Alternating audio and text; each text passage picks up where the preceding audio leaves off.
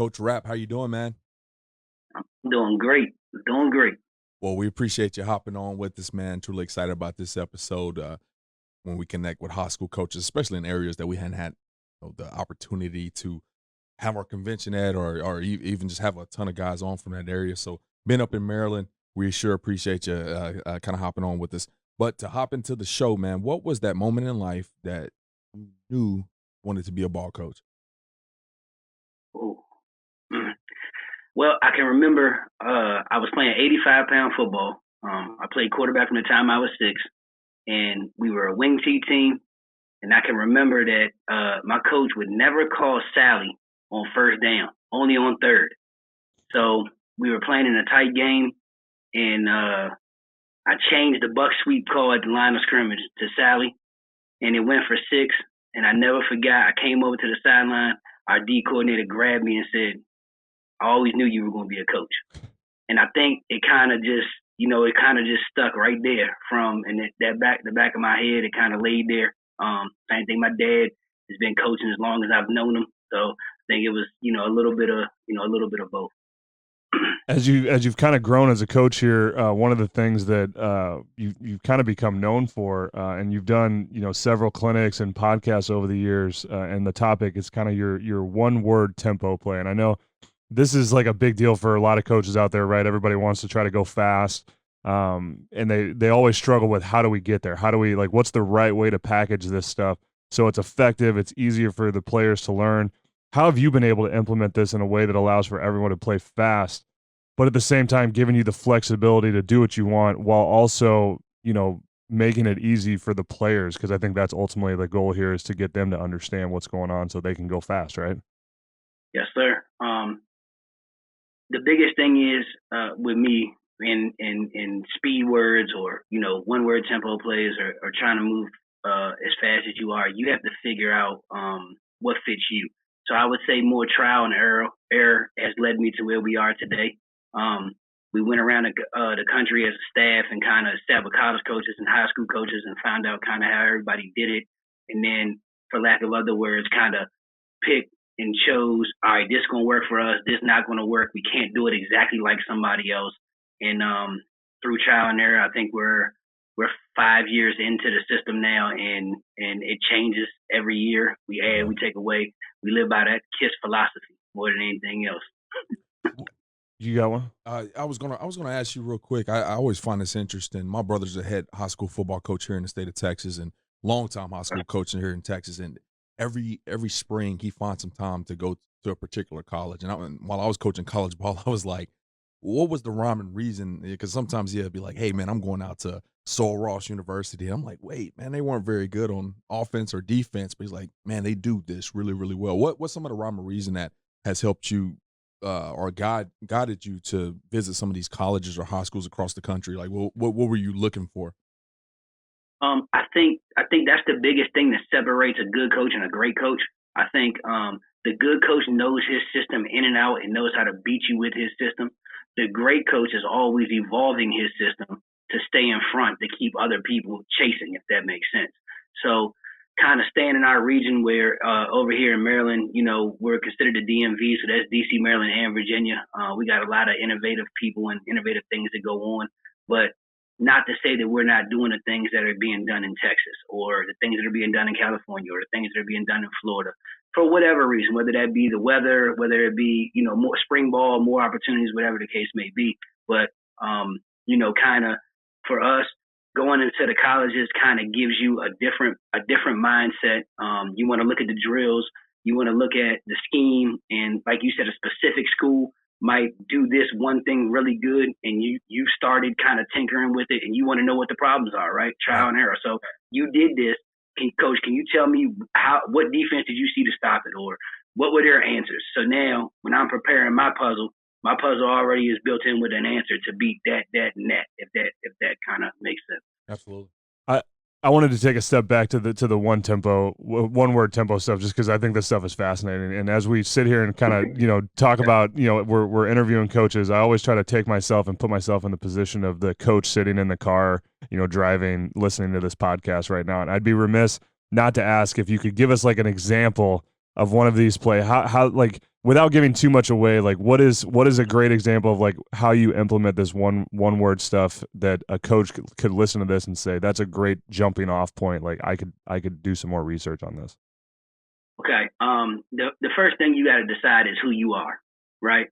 That's the most important thing. I think that one of the biggest things that we struggle with as coaches as a unit is we see Oklahoma do something special on Saturday, and then we see the Rams do something special on Sunday, and then you see somebody else, and all of a sudden you're like, all right, I want that piece, I want that piece, I want that piece, and all of a sudden we become jack of all trades and master of none, right? Yeah. So starting with, if you're thinking one word things, you want to go to the things you do best. So if you do 5 things best, then maybe 5 things need one word. If you do 3 things best, then maybe 3 things need one word. If you do one thing best, that'd be where I'd start at and say, all right, well, if we do this best and this fits all our personnel, so like let's take something easy, like let's say inside zone, because it seems like everybody runs that, right? Mm-hmm. So no matter what personnel I'm in, what formation I'm in, where the ball is, whatever the case may be, if inside zone is my best play, then maybe I would think about coming up with a speed word for inside zone that we could run against any front. Do you have? Yeah, I was going to say when you talk about that, I think what a lot of coaches get hung up with too is like, as a play caller, you want to be like in the perfect formation. Oh, it's on the left hash, so I got to be in this formation, and the ball's got to go this way. But if it's the right hash, I got to flip it right, and we got to do this. Flip the formation. I think as a tempo team, though, you have to be okay with sometimes not being in the quote unquote perfect situation, right? The perfect personnel, the perfect formation, because you're gonna sacrifice that for the fact that you're gonna go fast and hopefully catch the defense off guard. Is that something you're okay with? Obviously. So, this is all about a building block, right? So, as we know, the more and more the game advances, so does the coaching and so does the players, right? So, if for example, our head coach was an All-American at Wake Forest, played free safety, right? So, of course, we know defensive-minded coaches, right? They want to run the football at all costs, and essentially, that kind of lays you down the groundwork to say, all right, if you go into analytics, which is making a big part into our game now, right? And you go back to kind of Chip Kelly, who was kind of like the pace setter for this, or Rich Rodriguez, is if I can run 80 plus plays, does one play really matter? And essentially, comes back to your personal philosophy. For me, if we run 80 plus plays and we're scoring every, let's just say 8 or 9 plays, then the more plays we can run, the more opportunities we should have to score. Right. So if I can throw one away with inside zone, then I'm okay. Coach, you just mentioned the term philosophy, and that kind of is a great segue for our next question here. I think it's very important that every coach, whether you're a position coach, coordinator, or even a head coach, that you have a general philosophy for what you're trying to accomplish, whether it's with that, your unit, your offensive unit, or your team. And been a very innovative offensive coordinator that you are, and doing the homework that you've done. What would you say, and probably as in few words as possible? I know sometimes can be long-winded and kind of a long answer question, but what would you say is your offensive philosophy? As a team, as a unit, yeah, as a unit, or the offense itself. As a unit, as an offense, like what are you trying to accomplish? How are you trying to play the game? Or, how do you want to distribute the ball? Just some of that stuff that everybody probably differs on just a little bit. All right, cool. I would say if I'm standing in front of my offensive meeting on Monday, right, getting ready for the next team, setting the game plan, I would say my philosophy for the offense at Wise High School would be we over me. If I was talking to you and I was writing a book on our offense, I would call it an arsenal of solutions. I definitely need a little bit more. Yeah, we got to follow up with that. It sounds great though. The title is awesome. Arsenal of solutions. Okay. Yes, sir. And the reason why I say that is our offense is multifaceted. So I mean, we jump in and out of personnel. So we could be in 10 personnel, 11 personnel, 21, 32, 22. It's all about creating advantages and making D coordinators prepare for everything that they could possibly see. So we're consistent there. But we know that at the end of the day, we're going to run ISO, power, and counter, but everything else evolves and comes off of that. So I would say we're heavy into mesh and vertical shots, and the reason why is that's a whole bunch of stuff, and that's why I say it's an arsenal of solutions. So essentially, the game plan is done on Sunday, and we're going to figure out how to attack you. But you preparing for us, you got to prepare for everything that you just saw. If that makes sense. Absolutely. You said something that kind of resonated with me. I remember being at a place, and my frustration was how much time as an offensive staff we spent playing defense. It's like, oh man, they're going to do this, so this is what we got to do to combat that. And I just remember like stopping him. He was like, hey, we're on offense. They're watching us, and they should be trying to figure out what they're going to do to what we're doing. Don't get me wrong. You definitely have to know what to expect when you show up on Saturday or Friday for you guys. But I really do like that approach to where you're the offensive team. You guys got to show up. Now we do have to have answers for whenever you're able to slow us down a little bit, but we can't get too defensive. Been that offensive unit. And that's where tempo comes to play a major part. Absolutely. Because being a tempo team, you're now dictating to the defense. The defense isn't dictating to you. Yeah, I was going to say, how do you present that, obviously that tempo stuff to your guys, like your players? How do you kind of, like you said, you're standing up in front of the meeting, right? You're talking about your philosophy. Obviously, you're gonna mix in tempo. Like, how do you get them to buy into that? So that's the way we practice. We practice. It's a culture. It's just like anything else. I believe that young men need and want structure. So whatever you feed them, they're going to eat. And I think that's where we get back to talking about the good coach and the great coach, right? And we've realized that over our last 5 years that we've really super been involved in this no huddle tempo, moving 1,000 miles an hour. We've evolved and we're doing things differently each year, but they buy into it as a culture. So I mean, to even the small things like we practice with 2 footballs, right? One there, one there. We, we run the shot clock or the game clock during practice. If there's a certain time that a play's got to get snapped by, or that counts as a loaf, and that's an extra sprint after practice with your position coach.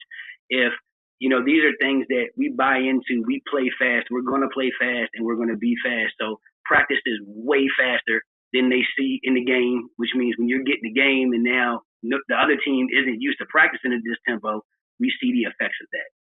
Yeah, I think every coach we've talked with that is kind of bases their philosophy around tempo, right? Like you can definitely tell a difference between the coaches who do that, and then obviously they talk about the culture and everything they do is based on that. Whereas guys or coaches who don't necessarily specialize in tempo, they just want to mix it in every once in a while, then that's not necessarily their culture, right? And then obviously like they're not as good at the tempo stuff as coaches who specialize in it. Right. And I would say, look, this is a lifestyle. It's funny because I joke with other coaches when we talk about this, and obviously I have a lot of meetings with other coaches and kind of converse and share things and this, that, and the third. And I just feel like being out of the huddle and being tempo is a lifestyle, and it's something that if you want to maximize it, right, then you got to put the time into it. It's like one of my famous phrases is, you can't put 87 gas in the bins. It's very true. Let's narrow the focus down a little bit though. We've been talking about offense, and obviously you coach quarterbacks. So let's narrow it down. When we were talking before we started recording, and Coach Price mentioned that one of our GAs found this video on Twitter of you guys running a drill in the weight room, and so basically kind of set the stage for everybody. You're running this drill in the weight room. You're throwing balls to guys in between weight racks. We had to ask about this. Like, what was the point behind this? Like, where did you come up with this? Like, how did this become a thing? Okay, so we play this game. Coaching the quarterbacks, we end practice every day after we're done. We play this game called shots. Okay, and what it is it's a race to 12. Okay, anything in the face area is 2 points. Anything in the chest area is 1 point. So outside of the body, off to the side, any of that is no points. Yeah. So I play the quarterbacks. Whoever, most of the time it's me and the starter, and then the 2 backups play each other. But it kind of rotates through. So we started playing the game called shots. I was consistently beating these guys, right? So we happened to be done with a weight lift one night, and I was standing on the other side of the rack, and there was a football right there, and I threw it through the rack to the quarterback who was standing over top of the bench rack. He was like, "Hey, that was kind of easy, coach." I said, "Hey, this is what I do, right?" And he was like, "I can do it." And he got over there, and sure enough, he beamed it right off the side of the rack. And I see you not good. So that turned into, you know what? That's like an alley throw in between, throwing like a mesh route in between the D linemen and the linebackers. So now, right, we started doing that as a drill, and they all got good at this now. So it's basically a window throw. So you know that the space in the rack is probably only about maybe 6 inches, maybe. It might be a little wider than that, maybe 8 inches or so. I don't know, but essentially we got enough room in between the wall and the racks that they can stand concurrently and throw the ball through the rack to the middle over top of the bench. So we do it. We started doing it. In season. So like when we had our walkthroughs on Thursday nights, we would bring them in the weight room after the walkthrough and let them kind of go through that deal. And it's been good for us, man. It tightens the throw down. It makes you use your mechanics because that you're inside. You're basically that rack, that floor mat is probably about maybe a foot away from the wall. So you got to do it with your feet even, which means it makes you get back to the L, perfect L, follow through, and basically use your back hip and not your feet. So it kind of extenuates the mechanics, which is a great deal. If anything, you guys need me to send you the video so you can put it up, or you want to hit me up, hey, I'll send it to you. Just once again, just kind of being creative and kind of fumbled into that deal, and it's been pretty good for us. Two things there. Number one, you talk about playing I believe you called it shots game, and then you're kind of falling into this drill here that it sounds like it's pretty good for you and look pretty good on the tweet. I think that's awesome. Number one, I'm just going to applaud you here because you're allowing your players to have fun.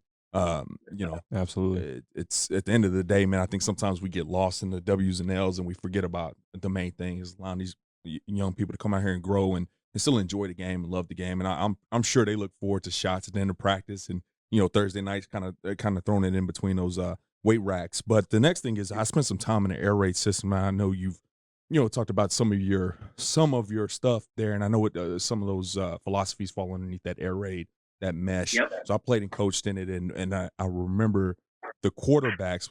A huge coaching point is aim small, miss small. And that's not exclusive to the air raid by any means, but that was something that's said in every air raid system I was ever in. And that drill right there is the epitome of that, right? Just that aiming small, missing small, finding this really small area to be able to thread the needle and put it on the guy. So I just think that's really awesome, man. I had to kind of say that there. Thank you. Appreciate that. Well, and I think too, like the fact that you're creating competition, right? I think as coaches, like we're always looking for ways to create competition and bolster that just that feeling of like how do you go out there and compete, because ultimately, like on Friday night, Saturday, whenever you're playing, like you want to be competitive, and any opportunity you can find, like the shots or this drill in the weight room, I think is a great opportunity to just bolster that competition and get them excited about competing against one another. That's the name of the game, right? Because in the end, we still got to have a winner and a loser, no matter what happens, right? So Absolutely. The more opportunities you get to compete, especially against each other, because like you said, Coach, they're super excited about it. Yeah. Super excited. Like, hey, it's shots today, right? Like it's it's kind of it's a rite of passage, and even for us as coaches, right? It brings out the competitive juices as well. I mean, there's been times where, my daughter or my son's at practice. I'm like, whoa, you got to wait. They're ready to go. They've been there for an hour and 45 minutes, right? And I'm like, we got to wait till shots are over. Like, it is what it is. That's so, right. It's the opportunity to I feel like it keeps me in it, if that makes sense. Mm-hmm. And there's always there. So, yeah, I think anytime you can hop in any drill, it kind of helps that I coach the quarterbacks, right? So I just got to throw it, got to go through the bags and all that nonsense. You know what I'm saying? Like, it's kind of, so it's great though, man. I love it. And I guess with the COVID deal, we still haven't played yet. We're not in contact with the kids or anything. So, we're set to play in like April. So I mean, I'm going through withdrawals over here, man. Well, Coach, we're about to head off here in a second, but I would Okay. be disappointed if I didn't kind of talk about some of the success that you've had there at Wise, and not just yourself, Okay. the program wide. 2012, 2015, 2016, 2017, and 2019. You guys won the 4A state championship there in Maryland, and I mean that's amazing. And you are no stranger to winning state championships, nor is that program.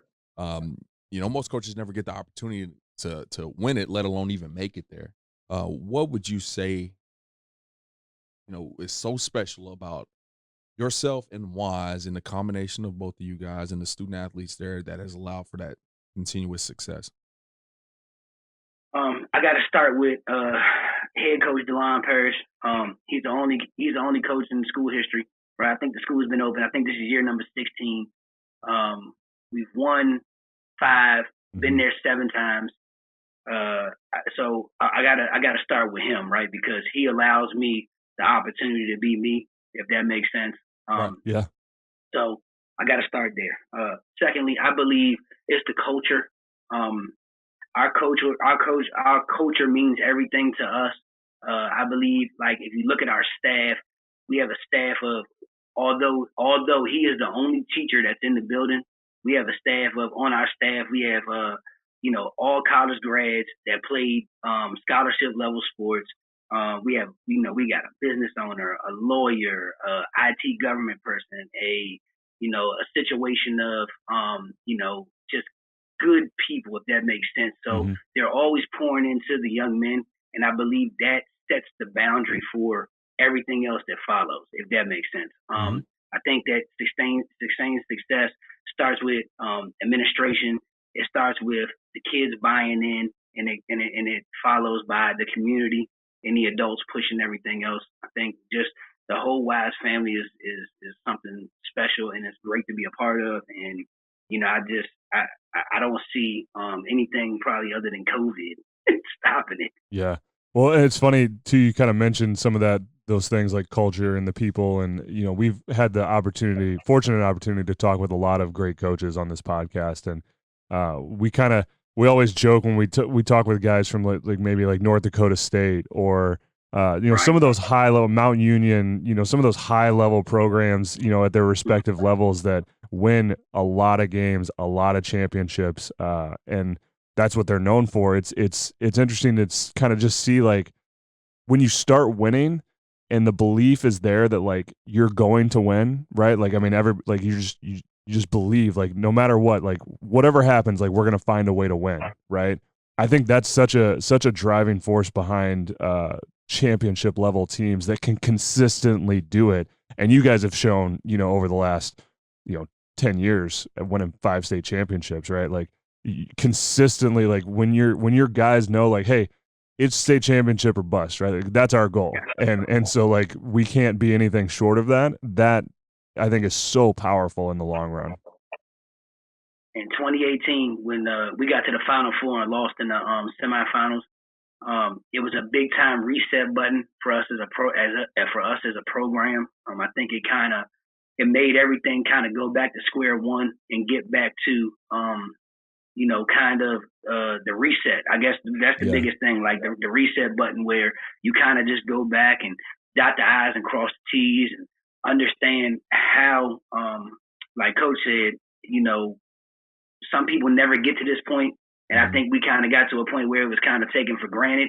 And all of a sudden, you get back to the regular grind, right? The everyday, all day, all in, refresh, reset, and then hang your hat on your culture, right? And your culture is going to get you as far as your culture is. So your culture's got to be super positive all the time.